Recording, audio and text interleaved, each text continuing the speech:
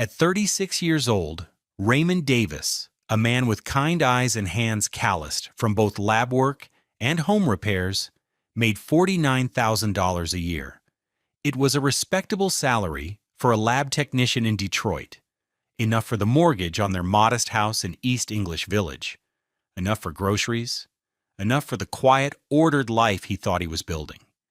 It was not, however, enough for the life his wife, Sandra, was actually living. He just didn't know it yet. The first hint of the deep, corrosive disconnect in his marriage didn't come from a stray credit card bill or a whispered rumor. It came from the person he loved most in the world, his 7-year-old son, Eli.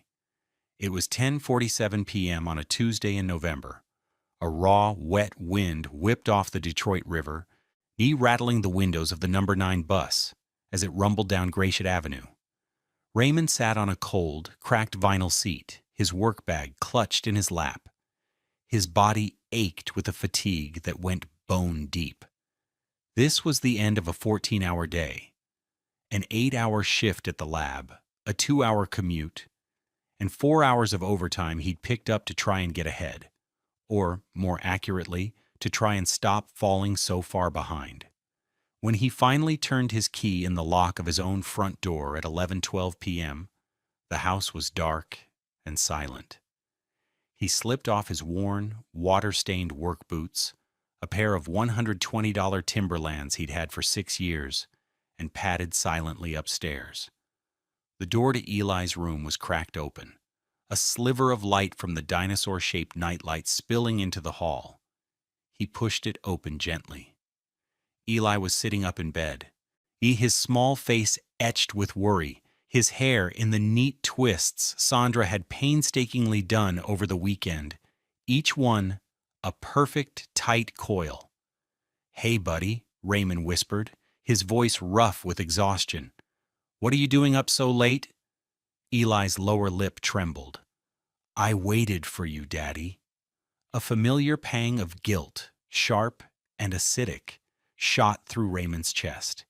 He crossed the room and sat on the edge of the bed, the springs of the $400 mattress groaning in protest.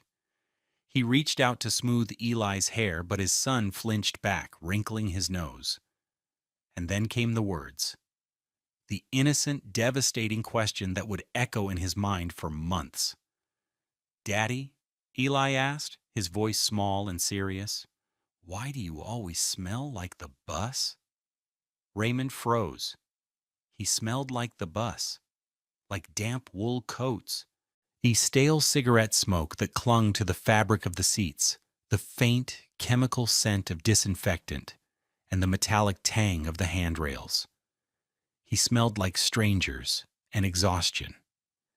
He smelled like his sacrifice. He took the bus every day, a 2-hour round trip so that Sandra could have the car. The 2021 Honda CR-V, a pearlescent white SUV that cost them $450 a month, a payment that often made their joint account gasp for air. He did it so she wouldn't have to wait at a bus stop in the rain, so she could easily get to her part-time job at a boutique, and most importantly, so she could attend her book club meetings in Grosse Pointe without the indignity of public transportation. He looked at his son, this beautiful black boy with his luminous, deep brown skin and questioning eyes, and felt a profound sense of failure. He had structured his entire life around an act of service he thought was noble, and to his child, it just made him smell bad. "The bus has a funny smell, huh, buddy?" Raymond said, forcing a light tone. "I'll have to take an extra long shower tomorrow." He tucked Eli in, kissed his forehead, and backed out of the room, closing the door softly. He stood in the hallway, the weight of those 4 words, "smell like the bus," pressing down on him. He had no idea then, standing in his quiet hallway at nearly midnight, that the smell was the least of it. He had no idea that in the circles his wife traveled in, he wasn't just the man who smelled like the bus. He was the man who was too broke to drive, and she was the one saying it.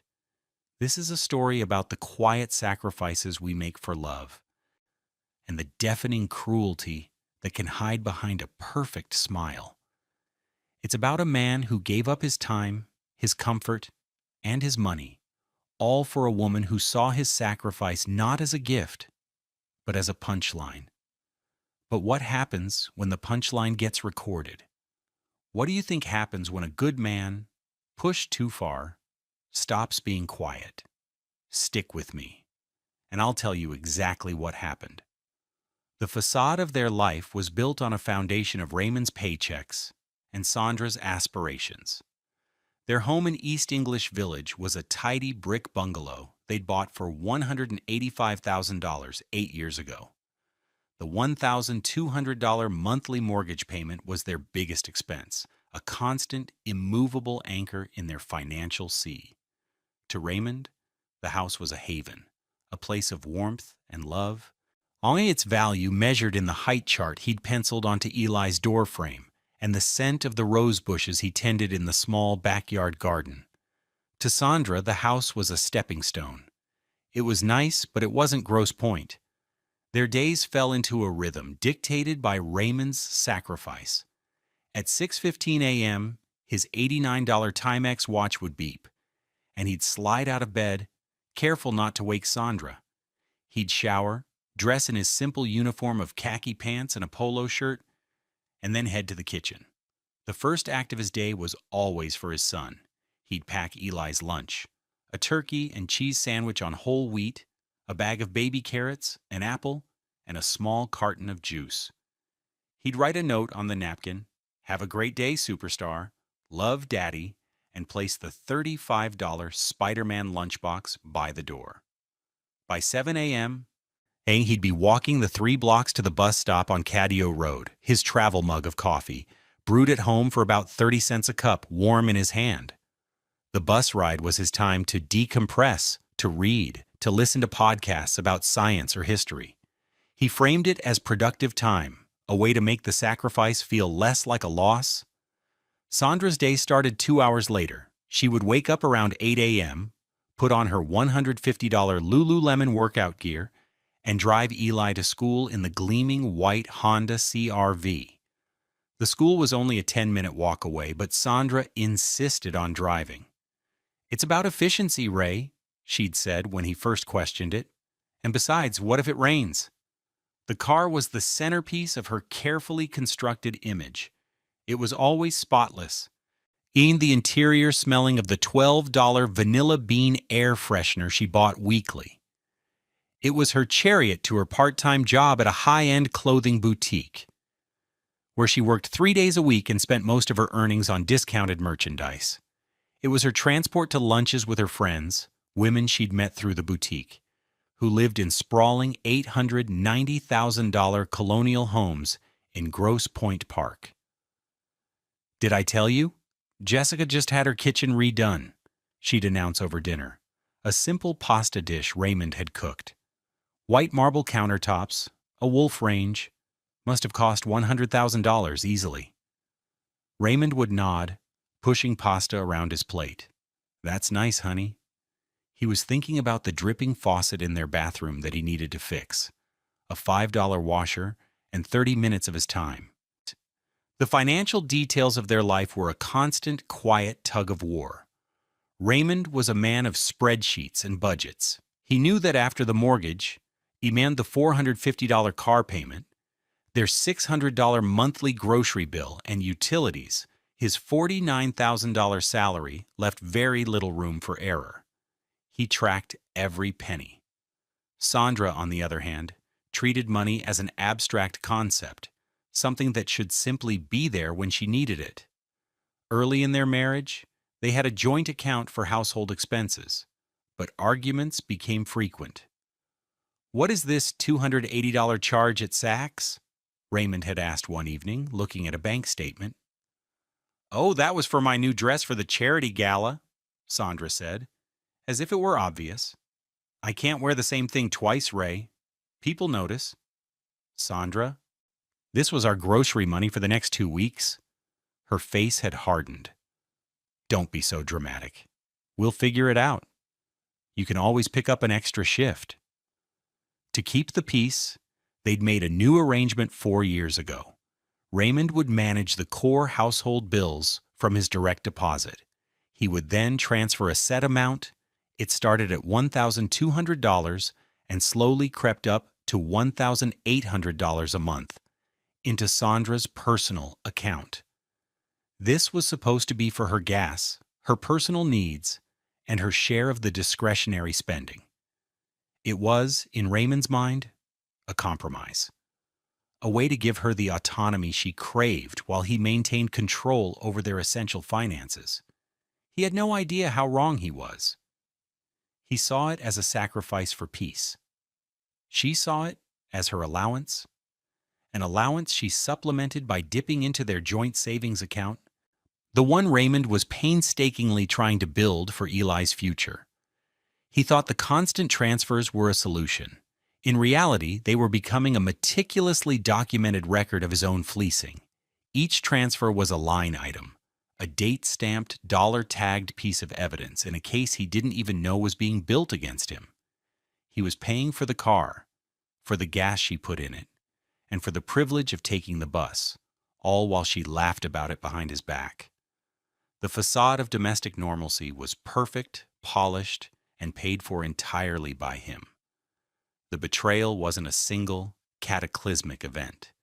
It was a slow erosion, a death by 1,000 cuts, each one a small, dismissive comment or a casual act of financial cruelty that left Raymond feeling a little more exhausted, a little more invisible. And the outrage accumulated in him like a static charge, building silently until it was ready to arc. The first major jolt came on a Saturday afternoon, about 3 years into his bus riding sentence.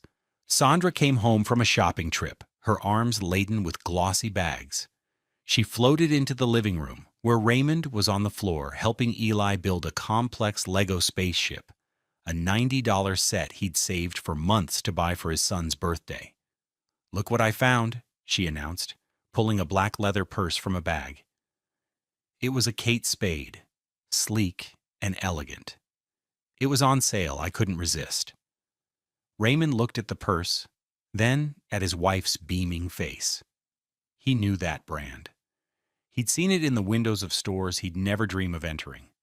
"On sale? How much?" he asked, his voice carefully neutral. 50% off. "Only $400, she said, as if she'd discovered a gold nugget. $400. That was their emergency fund for the month. That was 2 weeks of groceries. That was the cost of the new brake pads the CRV desperately needed, a repair he was planning to do himself that weekend with $80 parts from AutoZone to save money. "Sandra," he began, his voice tight, "we talked about this. We can't afford that." Her smile vanished, replaced by a familiar, defensive glare. "We can't afford it? Or you can't afford it?" "I work too, Raymond. I'm allowed to have nice things. Don't try to make me feel guilty just because you're happy with your cheap watch and your $20 sneakers." She gestured dismissively at his $89 Timex and the comfortable but worn New Balance sneakers on his feet. Eli looked up from his Legos, his eyes wide, sensing the tension. "Mommy, is Daddy mad?"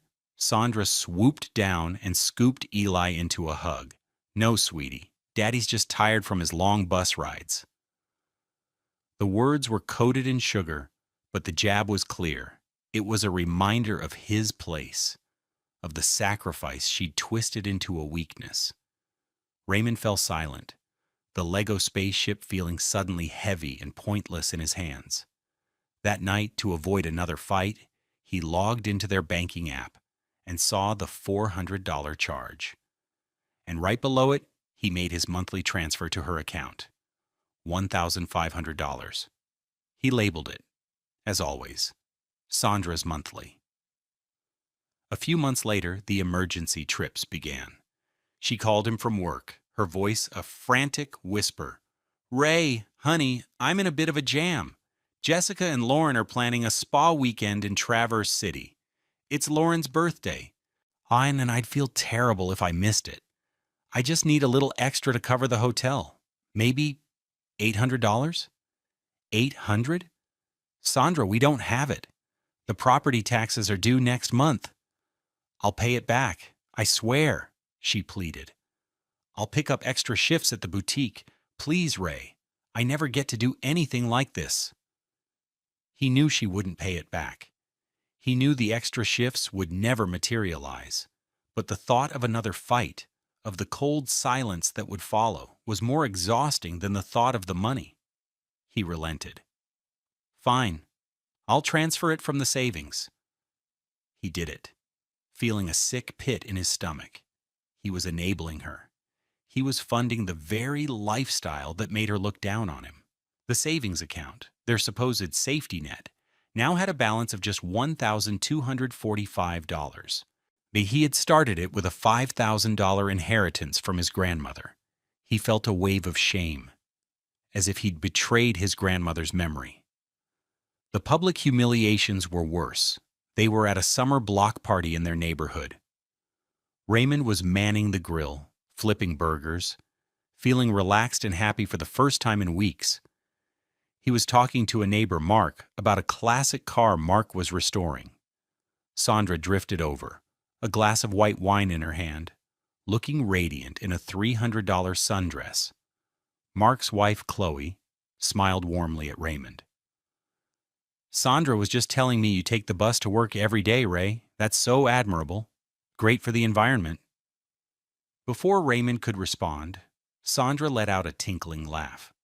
Oh, you know, Ray, she said, patting his arm in a way that was both affectionate and deeply condescending. He loves his me time on the bus. He says it's where he does his best thinking. A real man of the people. The words hung in the air. The tone, the look in her eye. It was a performance for her audience. She was framing his sacrifice as a quirky, slightly pathetic choice, not a necessity driven by her own demands. Raymond felt his face flush with heat from the grill, or maybe from shame. He just nodded, flipped a burger, and said nothing. He saw the flicker of pity in Chloe's eyes before she quickly changed the subject. The financial bleed continued, a steady, relentless drain. The CRV needed new tires. Raymond researched and found a highly rated set of all-season tires at Bell Tire for $600 installed. Sandra wouldn't hear of it. No, we're getting them from the Honda dealership, she insisted. Reminds, they use the original manufacturer's brand. It's about safety, Raymond, and it maintains the car's value. The dealership quoted him $1,150. They argued for 2 days.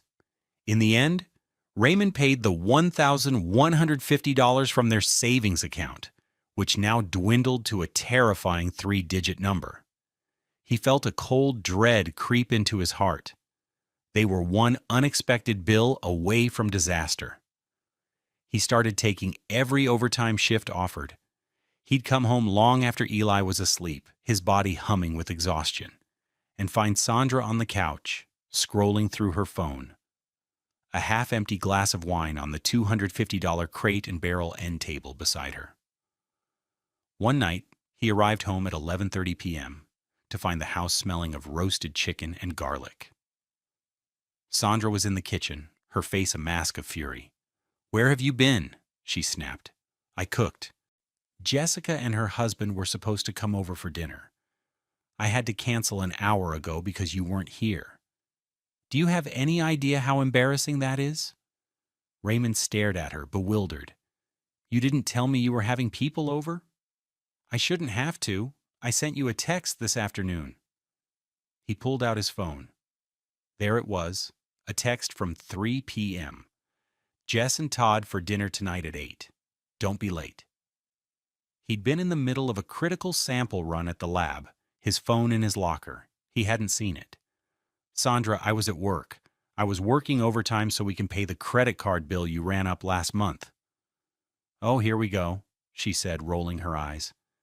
"It's always about money with you. You know what your problem is, Raymond? You have no ambition. You're content to just be, to take your little bus and work in your little lab. Some of us want more out of life. That was the line that broke something in him. His little lab, his little life, a life dedicated to supporting her. The anger that had been simmering for years finally boiled over, but it didn't come out as a shout. It came out as a quiet, chilling calm. "I'm going to bed," he said, turning his back on her, and the expensive, uneaten chicken.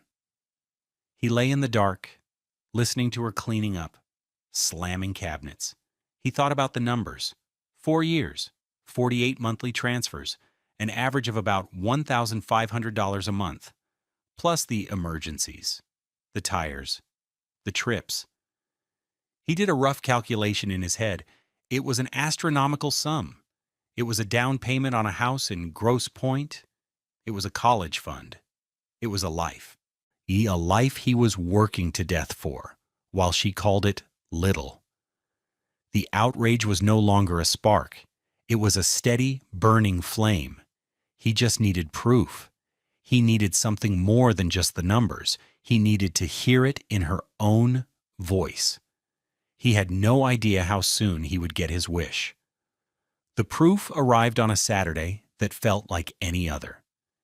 It was May 21st, 2:38 p.m. The sky was a brilliant, cloudless blue, and the scent of freshly cut grass hung in the air of East English Village. Raymond was on his knees in the front garden, methodically pulling weeds from around the base of his prize-winning rose bushes. His hands, covered in dirt, felt more at peace here than they did anywhere else.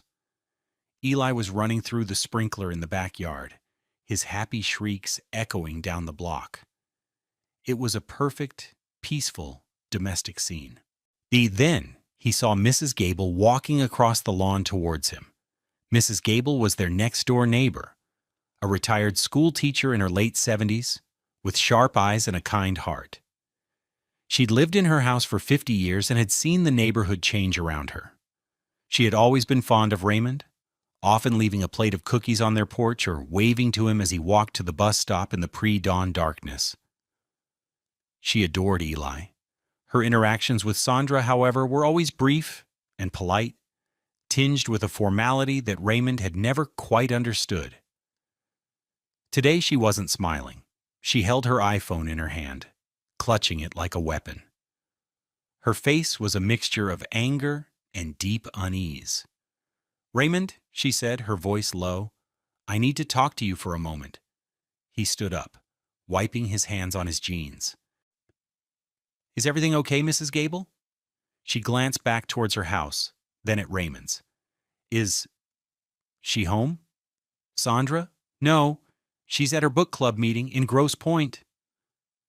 Mrs. Gable nodded slowly, a grim certainty settling on her features.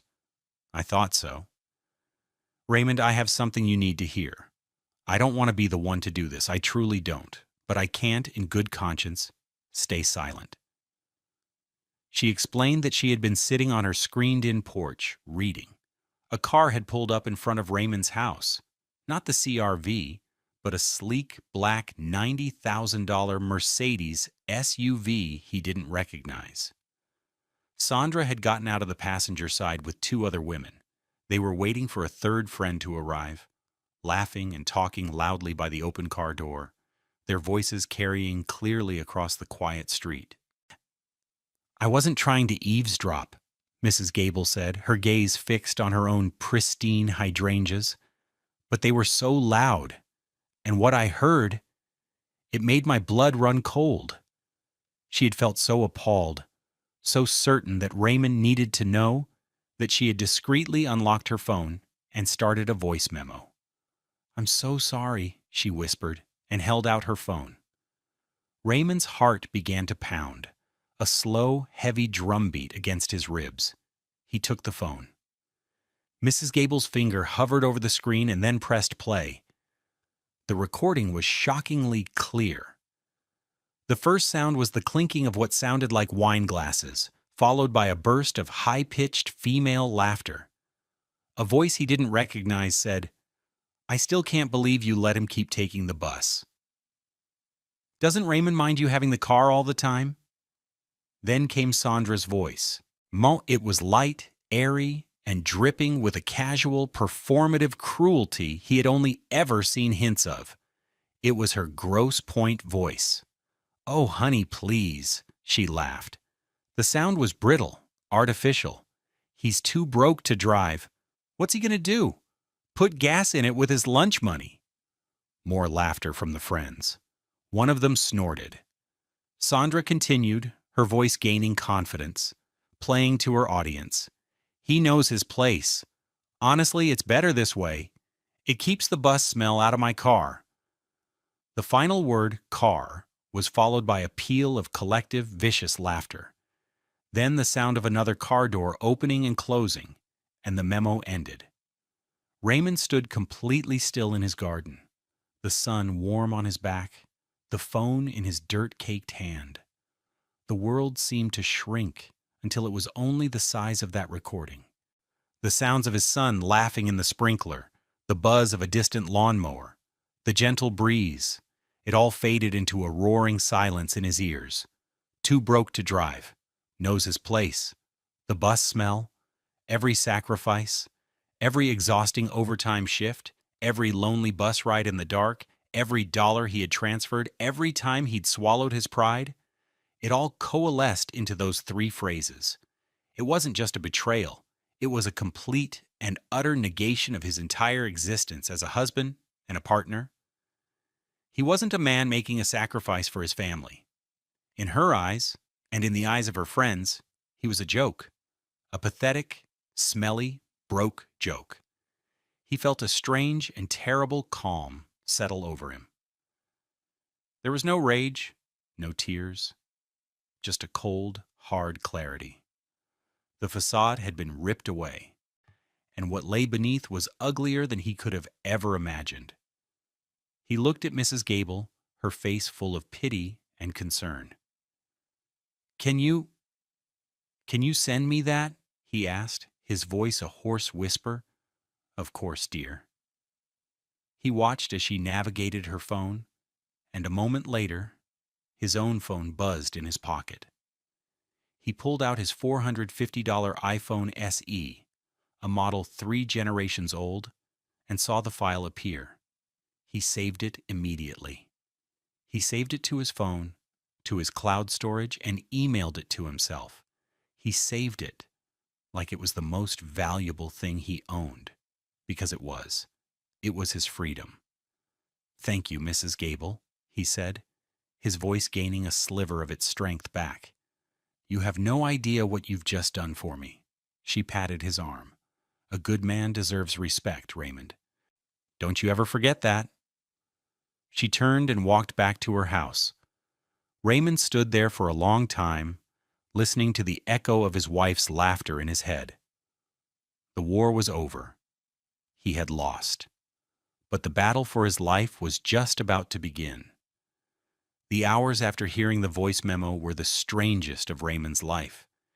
He was a man hollowed out, every emotion scoured clean, replaced by a singular, icy purpose. The key was to do nothing, to change nothing. He had to become a ghost in his own life, an actor playing the part of the dutiful, oblivious husband one last time. Strategic restraint. That was the new mantra. He finished weeding the garden, his movements mechanical. He turned off the sprinkler and wrapped a towel around a shivering, laughing Eli. He made them both peanut butter and jelly sandwiches for a late lunch. Every action was deliberate, a step in a dance he was choreographing in his head. Sandra came home at 6:15 p.m., floating in on a cloud of expensive perfume and self-satisfaction. The CR-V glided silently into the driveway. She walked in, kissed Eli's head, and gave Raymond a perfunctory peck on the cheek. "Hey, hun, long day," she said, dropping her $400 Kate Spade purse on the counter. "You would not believe the drama with Lauren's new au pair." Raymond, who was washing dishes at the sink, turned and gave her a small, tired smile. It was the best performance of his life. Oh yeah? Tell me about it. As she recounted the trivial dramas of her Grosse Pointe friends, Raymond listened, nodded, and asked questions. He felt a profound sense of detachment, as if he were watching a movie of his own life. He saw her not as his wife, but as a subject. Every word, every gesture was data. He was a lab technician after all. He knew how to observe, document, and analyze. That night, after Sandra was asleep, her breathing deep, and even beside him, he slipped out of bed. He went to his small desk in the corner of the living room, the one with the second-hand $50 chair, and turned on his laptop. The real work began. The next morning, he put the first part of his plan into motion. Over breakfast, pancakes he'd made from scratch, he adopted a tone of sincere, slightly overwhelmed concern. "Sandra," he began, pouring her a cup of coffee, "I've been thinking a lot lately about our finances, about the future, for Eli." He let that hang in the air. Eli was always the key. She looked up from her phone, a flicker of annoyance in her eyes. "What about them?" "We're fine." "Are we?" he asked gently. "I feel like we're always just getting by." "I was thinking, maybe I should take one of those online financial planning courses, to get us on solid ground, learn about investing, that kind of thing." This was the lie. It was a brilliant lie because it was wrapped in the costume of the very thing she accused him of lacking: ambition. He was proposing to be better with money, to be more. She shrugged, intrigued despite herself. "Okay, and?" "Well, to do it right, the first step is always to get a full picture of where everything is going. I'd need to gather all our bank statements from the last few years, joint accounts, savings, your personal account, my personal account, all of it, just to put it all into a spreadsheet and see where we stand." He held his breath. Now he was asking for the keys to the kingdom. Sandra considered it for a moment, then waved a dismissive hand. "Fine. Whatever you need to do, Ray. Knock yourself out. Just don't start messing with my monthly spending money. I have that budgeted out." Budgeted out. The irony was so thick he could have choked on it. "Of course not," he said, his face a perfect mask of earnestness. "This is just about getting organized." For the next week, Raymond lived a double life. By day, he was the same old Raymond. He took the bus. He worked his shifts. He packed Eli's lunch. He made dinner. He listened to Sandra's stories about her friends' fabulous lives. By night, after she and Eli were asleep, he became a forensic accountant. He logged into their online banking portals. He downloaded 4 years of statements. UTPDF after PDF piled up in a folder on his desktop labeled Financial Planning. He printed every single one. The stack of paper grew to be 6 inches high. He bought a new pack of highlighters. With a grim, methodical precision, he began to trace the money. Yellow was for his bi-weekly paycheck deposit. Blue was for his transfer to Sandra's personal account. He created a table: date, amount, memo. The list grew longer and longer. January 15th, 2018, $1,200, Sandra's monthly. February 15th, 2018, $1,200, Sandra's monthly. June 15th, 2020, $1,500, Sandra's monthly. May 15th, 2022, $1,800, Sandra's monthly. Pink was for any transfer from their joint savings account to her personal account. These were the emergencies. August 3rd, 2019, $800, weekend trip. November 21st, 2020, $1,150, car tires. March 10th, through 2021, $1,500, dental work. He later learned this was for veneers. Then he opened her personal account statements. He used a red highlighter for every purchase over $200, The pages bled red. Charges from Saks Fifth Avenue, Nordstrom, Lululemon. Charges from spas in Traverse City and wineries on the Leelanau Peninsula. Charges for $250 haircuts and $150 bottles of wine at Grosse Pointe restaurants. He built a master spreadsheet. He tallied the blue column, the 48 monthly transfers. The subtotal was $71,400. He tallied the pink column, the savings account raids. That came to $4,912.45. The grand total stared back at him from the screen, stark and unforgiving. $76,312.45. $76,000. Almost 2 years of his entire gross salary gone. Vaporized into purses, vacations, and wine. All so she could maintain a facade for women who despised him on her behalf. He sat back in his $50 chair, the house silent around him. He wasn't angry anymore. He was cold. He was a scientist who had just confirmed his hypothesis with overwhelming, irrefutable data. The playing dumb phase was over. It was time to find a lawyer. Finding the right lawyer was the most critical next step. Raymond knew he couldn't walk into one of the massive glass and steel law firms downtown. He couldn't afford their retainers, and he didn't trust their slick, corporate polish. He needed someone who understood the grit of Detroit, someone sharp, efficient, and unintimidated by Grosse Pointe money or attitude.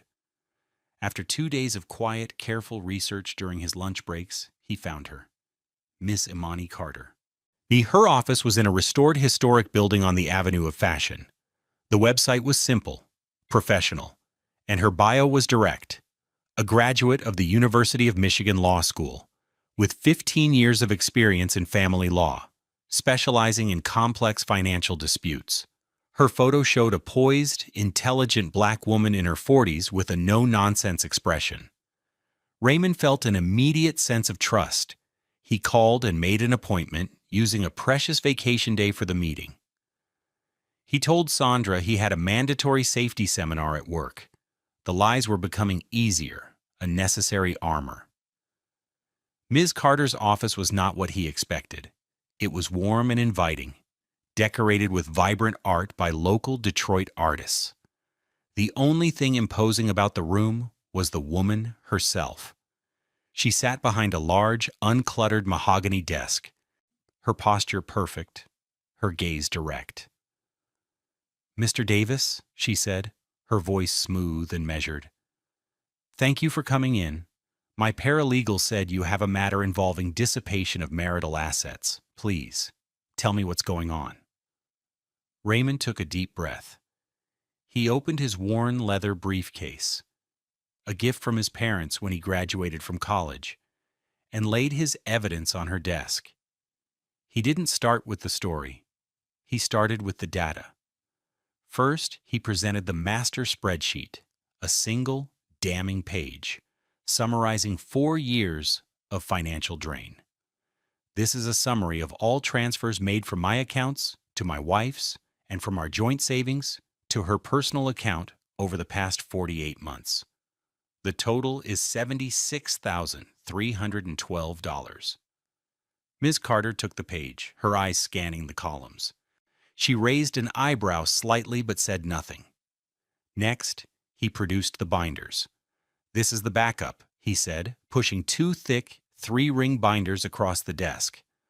"Volume 1 contains my personal and our joint account statements with every transfer highlighted. Volume 2 contains my wife's personal account statements with her corresponding spending highlighted." She opened one of the binders, flipping through the pages, her expression unreadable. She saw the meticulous highlighting, the neat tabs, the sheer volume of documentation. He could see a flicker of professional respect in her eyes. "You've been thorough," she commented, her tone dry. "I'm a lab technician," Raymond replied. "I document everything." He let her absorb the financial data for a full minute. He let the weight of the numbers sink in. Then, he played his final card. "There's one more thing," he said, his voice dropping. "This is the context." He took out his phone and a small $30 Bluetooth speaker he'd bought for this exact purpose. He placed the speaker in the center of her desk. "This is a voice recording," he explained. "It was taken 3 weeks ago by my neighbor. It features my wife and her friends." He pressed play. The bright, cruel sound of Sandra's voice filled the quiet office. The clinking glasses. The laughter. "Oh, honey, please. He's too broke to drive." "What's he gonna do? Put gas in it with his lunch money?" "He knows his place. It keeps the bus smell out of my car." As the recording played, Ms. Carter's face remained impassive, but her eyes hardened. It was the look of a predator spotting a weakness in its prey.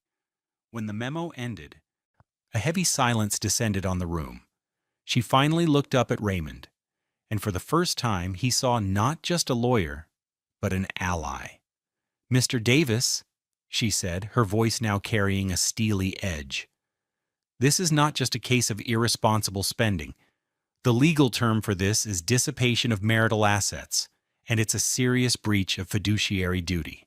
But that recording, that changes everything. It proves intent. It proves malice. It's character evidence of the most powerful kind. It's devastating." She leaned forward, her hands clasped on the desk. "Your wife and her attorney will expect a standard divorce proceeding. A fight over the house, custody, maybe some alimony. They will not be expecting this. They will not be prepared for an ambush of meticulously documented financial abuse backed by audio evidence of her contempt for you." Raymond felt a surge of validation so powerful it almost brought him to his knees. He wasn't crazy. He wasn't just being sensitive. This was real. "What do we do?" he asked. "We don't go to court. Not yet," Ms. Carter said, a strategic glint in her eye. "Court is public, and it's slow. We request mandatory mediation. It's a private, controlled environment. We let her walk in there feeling confident, arrogant even. We let her make her outrageous demands, and then we detonate this. We present the financials, and then we play that recording for her, her lawyer, and the mediator." She explained the strategy. The shock and humiliation would be total. Her lawyer, and faced with evidence that would make his client look like a monster in open court, would have no choice but to advise her to settle immediately, and on their terms.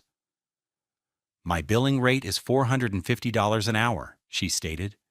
"We will ask for your legal fees to be paid by her as part of the settlement. Our terms will be simple and non-negotiable. A full judgment against her for the $76,000 she dissipated. Full ownership of the marital home and the Honda CR-V to you. No alimony. We will be generous with a shared custody arrangement for your son because he is the priority." Raymond nodded, his mind clear. "Let's do it." He left Ms. Carter's office and walked into the bright afternoon sun, feeling lighter than he had in years. The weight of his secret was no longer his alone to bear. It was now a weapon. And it was aimed, loaded, and ready to be fired. The day of the mediation was a cool, overcast morning in late June. Raymond woke up at 5 a.m., long before his alarm. He felt no anxiety, no fear, only a profound and unnerving calm. He showered, dressed in the best suit he owned, a simple, charcoal gray suit from Jaws.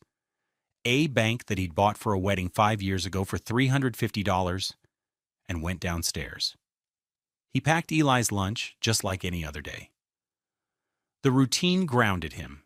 He met Ms. Carter in the lobby of a neutral office building in Southfield at 8:45 a.m. The mediation was scheduled for 9. She was wearing a sharp, dark blue power suit, her demeanor radiating a quiet, formidable confidence. She carried a slim, leather-bound portfolio. "Ready?" she asked him. "Ready," he confirmed. They rode the elevator in silence to the 12th floor. The mediation center was a space of hushed tones, frosted glass, and expensive minimalist furniture. It was designed to project an aura of calm, rational resolution. Today it would be a slaughterhouse. They were shown to Conference Room B. It was a sterile box with a long, polished table and 12 chairs. A wall of glass offered a panoramic, if distant view of the Detroit skyline. The glass towers seemed to mock the intimacy of the conflict about to unfold. Sandra and her lawyer arrived at 9:05 a.m.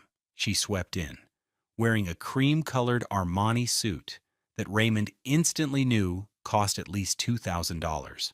She looked annoyed, impatient, as if this were an inconvenient interruption to her day.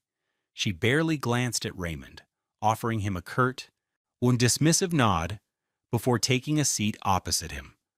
Her lawyer, a man in his 50s with a florid face and an overly friendly demeanor, started shuffling papers. The mediator, a retired judge named Mr. Harrison, entered and laid out the ground rules. He was calm, professional, and completely unprepared for what was about to happen. "All right," Mr. Harrison began. "Mrs. Davis, perhaps you and your counsel could start by outlining your desired outcome from today's session." Sandra's lawyer cleared his throat. "Certainly. My client Sandra is seeking a fair and equitable division of assets. We are proposing she retain the marital home, as it provides stability for the child, Eli. She will also require the 2021 Honda CR-V for transportation. Further, given the disparity in earning potential and Mr. Davis's stable income, we are requesting alimony in the amount of $2,000 per month for a period of 5 years to allow my client to maintain the lifestyle to which she and the child are accustomed." Raymond felt a flicker of the old anger, but he pushed it down. He looked at Ms. Carter, who gave him an almost imperceptible nod. Let them talk. Let them build the pedestal higher before we kick it out from under them. When her lawyer finished, the mediator turned to them. "Ms. Carter, your response?" Imani Carter leaned forward, a picture of calm professionalism. "Thank you, Mr. Harrison. We appreciate counsel's proposal. However, our position is substantially different. Before we discuss assets like the home or alimony, we must first address the significant and systematic dissipation of marital assets by Mrs. Davis over the past 4 years." Sandra's head snapped up. She shot a confused, angry look at her lawyer. "What is she talking about?" she hissed. Ms. Carter ignored her and slid 3 identical binders across the polished table, one for the mediator, one for Sandra, and one for her stunned-looking attorney. "If you'll turn to Exhibit A," Ms. Carter said, her voice even and clear, "you will find a spreadsheet summarizing 48 consecutive monthly transfers from Mr. Davis's accounts to Mrs. Davis's personal account, as well as several large-sum transfers from the couple's joint savings. The total amount dissipated, not including interest, is $76,312.45. Sandra's lawyer fumbled with the binder, his face turning a shade redder. Sandra stared at the spreadsheet, her mouth slightly agape. "Those were our expenses. I managed our budget. I paid for groceries, for Eli's clothes." "Did you?" Ms. Carter said softly. She gestured to the binder. "Because if you turn to Exhibit B, you'll find 4 years of your personal bank statements. We've taken the liberty of highlighting every purchase over $200. You'll note a significant number of charges from luxury retailers, high-end restaurants, and out-of-town resorts. For example, on page 14, we see a charge for $875 at the Grand Traverse Resort and Spa. The same week, Mr. Davis transferred you $800 for what you termed an emergency." Sandra's face, which had been flushed with anger, was beginning to pale. Her lawyer was flipping through the pages. his expression growing more horrified by the second. He was seeing his case and his client's credibility evaporate in real time. This is an invasion of my privacy, Sandra sputtered, looking at the mediator for help. Mr. Harrison held up a hand. These are discoverable financial documents in a divorce proceeding, Mrs. Davis. Ms. Carter let the silence hang for a moment, letting the weight of the paper evidence settle. Then she delivered the final, devastating blow. The numbers themselves are damning, she said, her voice dropping slightly, drawing everyone in. But they lack context. They don't explain the motivation. For that, we have Exhibit C. She reached into her portfolio and placed the small black Bluetooth speaker in the middle of the table. A knot of ice formed in Raymond's stomach. This was it. This is an audio recording made on May 21st of this year, Ms. Carter announced to the silent room. The primary speaker is your client, Mrs. Davis. She pressed the play button. The sound of Sandra's laughter, so carefree and cruel, filled the sterile conference room. The clinking of glasses sounded like tiny, shattering bells. Raymond watched his wife's face. It was a slow-motion collapse. Oh, honey, please. He's too broke to drive. Her eyes widened in disbelief. She looked at Raymond, her expression a frantic plea. He met her gaze without flinching, his face a mask of cold, hard nothing.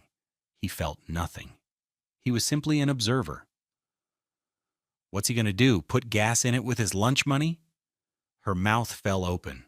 A small, choked sound escaped her throat. Her lawyer had gone completely white. He's staring at the speaker as if it were a venomous snake. He knows his place. Honestly, it's better this way. It keeps the bus smell out of my car. The final peal of laughter echoed in the room and then died, leaving a silence more profound and absolute than any Raymond had ever experienced. It was the sound of a life imploding. Sandra stared at Raymond, her eyes swimming with tears of shock and humiliation. The mask was gone. All that was left was the ugly, panicked truth. Miss Carter spoke into the void, her voice quiet, but carrying the force of a battering ram. We are prepared to file a motion to have that audio entered into the public record in open court, where a judge can hear your client's contempt for the man who was working 14-hour days to fund her shopping sprees. The press, particularly the local news, tends to enjoy stories like that. She paused. Or, you can agree to our settlement terms. Today. Right now. She slid a single sheet of paper across the table. A judgment against Mrs. Davis for the full $76,000. The marital home and the Honda CR-V are to be signed over to Mr. Davis, free and clear. His retirement accounts remain his, no alimony. We will draft a generous and fair 50-50 custody agreement for Eli. You have 10 minutes to decide. Sandra's lawyer didn't even look at his client. He looked at the paper, at Ms. Carter's unyielding face, and at the damning binders. He knew he was utterly, completely defeated. He picked up the settlement agreement and nodded. We accept. The collapse of Sandra's world was not a dramatic explosion, but a quiet, systematic dismantling. It was a cascade of consequences, each one a direct result of the choices she had made and the cruelty she had shown. For Raymond, watching it unfold was not about revenge. It was about the cold, impartial balancing of scales. The first consequence was immediate and financial. In the mediation room, a paralegal from Ms. Carter's firm appeared with the finalized settlement documents. Sandra, her hands trembling, her face streaked with ruined mascara, signed them. With a few strokes of a pen, she was officially indebted to Raymond for $76,312.45. A judgment was filed with the court that afternoon. With her part-time job at the boutique, paying $18 an hour, it was a debt she could never hope to repay. Miss Carter immediately filed for wage garnishment. 25% of her meager paycheck would now be sent directly to Raymond, a constant, bi-weekly reminder of her betrayal. The second consequence was the car. After signing the papers, Sandra and her lawyer were left in the conference room. Raymond and Ms. Carter walked out into the lobby. A young man in a suit, another paralegal, was waiting for them, holding a folder. "Mr. Davis," he said, "here's the signed title for the 2021 Honda CR-V and the keys." He handed them over. The keys felt heavy and real in Raymond's hand. He walked out of the office building, leaving Sandra to figure out her own way home. Later, he saw the charge on their now frozen joint credit card, a $45 Uber ride. He drove the CR-V, the symbol of his long humiliation, back to his house. The Vanilla Bean air freshener made him feel sick. He rolled down all the windows. The third consequence was the loss of her lifestyle. The river of money, the $1,800 a month from Raymond, the secret dips into savings, was gone. Her income was now just her garnished wages, amounting to less than $1,400 a month. There would be no more spa weekends, no more $1,200 Armani suits, no more lunches at exclusive Grosse Pointe bistros. The $3,200 a month fantasy she had been living was over. Reality had arrived, and it was brutal. The fourth consequence, perhaps the most painful for her, was social. News of the settlement and the reasons for it spread like wildfire through her circle. While the audio was never made public, the details of the $76,000 judgment and her shocking cruelty were too juicy to remain secret. Her friends, the women whose approval she had craved and paid for, wanted nothing to do with the scandal. She was no longer an asset to their social standing. She was a liability, a pariah, and worse, she was broke. The invitation stopped. Her calls went unanswered. The Grosse Pointe Book Club had silently revoked her membership. The fifth consequence was her home. As per the settlement, she had 30 days to vacate the house in East English Village. She couldn't afford a decent apartment anywhere near her old life. She ended up in a cramped, $950 a month one-bedroom apartment above a pizza parlor in a less desirable suburb.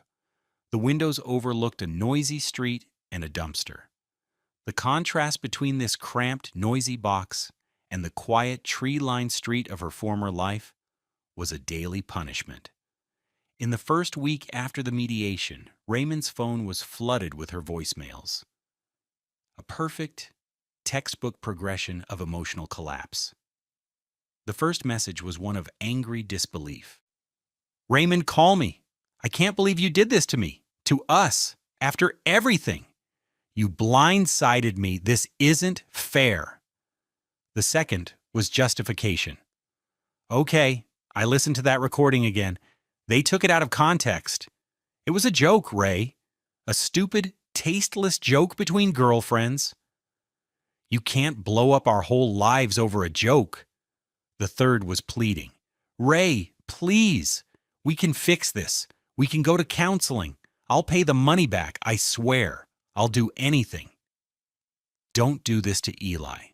Don't take his mother away from her home. The fourth was tears. A long, rambling, sobbing message filled with self-pity. "My life is over. I have nothing. You've destroyed me. How could you be so cruel?" Raymond listened to each message once, his face impassive. He felt a flicker of pity, but it was distant, like watching a sad movie. This was the woman who had laughed at his sacrifice. He saved the messages to the same evidence folder as the original recording. Then he deleted them from his phone and blocked her number. All communication would now go through their lawyers. The cascade was complete. The scales were balanced. 6 months later, the world was painted in the warm, golden hues of a Detroit sunrise.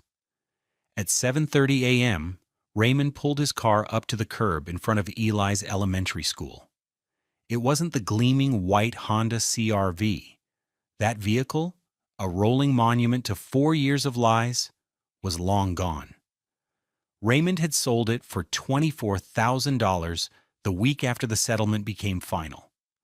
The first check he wrote was to Ms. Imani Carter for her legal fees, a total of $12,500.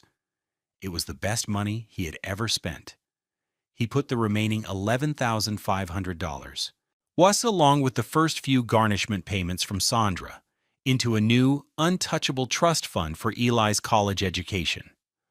With a portion of his own savings, he had bought a different car, a 5-year-old, dark blue Honda Civic, for $16,000.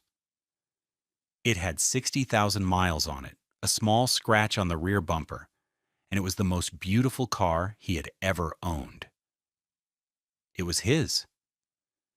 It smelled of nothing but clean upholstery and the faint, sweet scent of the apple Eli had left on the back seat yesterday. "Okay, buddy, have a great day at school," Raymond said, turning in his seat. Eli, now a proud second grader, unbuckled his seatbelt. His hair, in the same neat twists Raymond had learned to do himself by watching YouTube tutorials, bounced as he leaned forward to show his dad a piece of paper. "Look what I made in art class." "But, Daddy!" It was a drawing done in thick, bright crayon. It depicted 2 figures standing next to a lopsided blue car under a giant yellow sun. The figures were smiling. One was big, one was small. Both were colored in with a rich brown crayon. "That's you, Daddy," Eli said, pointing to the taller figure. "And that's me. And that's our car, the fast blue one." He paused, then pointed again at the drawing with a serious expression. "I used the brown crayon for our faces. Because we're black, Daddy. So I used the right color." Raymond's breath caught in his throat. He took the drawing from Eli, his fingers tracing the waxy lines. "Because we're black." In that moment, Eli had articulated a truth so simple and profound, it grounded Raymond completely. This was who they were. This was their life. Real, authentic, and colored in with the right colors. "It's the best drawing I've ever seen, superstar," Raymond said, his voice thick with emotion. "I'm going to put it on the fridge right next to my work schedule." Eli beamed, gave his dad a quick, strong hug, and scrambled out of the car, his $40 backpack bouncing behind him. Raymond watched him run up the steps and disappear into the school building. He sat there for a moment, the drawing resting on the passenger seat, the morning sun warming his face through the windshield. For 4 years, he had believed that love was a grand, painful sacrifice. He thought providing a luxury he couldn't afford was his duty. He'd measured his worth in the things he gave up. He was so wrong. True wealth wasn't the car or the house or the number in a bank account. It was this simple, unhurried moment. The freedom to drive his son to school. The warmth of a hug. The profound pride in a child's drawing. It was the quiet dignity of a life lived honestly. A life where he no longer smelled like the bus, but simply like a father. He had lost a wife, but he had gained back his entire world. And every morning, as he started the engine of his modest blue Civic, he was reminded that the best journeys aren't the ones we suffer through for someone else, but the ones we take toward our own self-respect. We all make sacrifices for the people we love, but it's crucial to know the difference between a sacrifice that builds a future and one that just enables a lie. What are the small things in your life that you wouldn't trade for any amount of money? Let me know in the comments below. Because stories like Raymond's remind us what true value really looks like.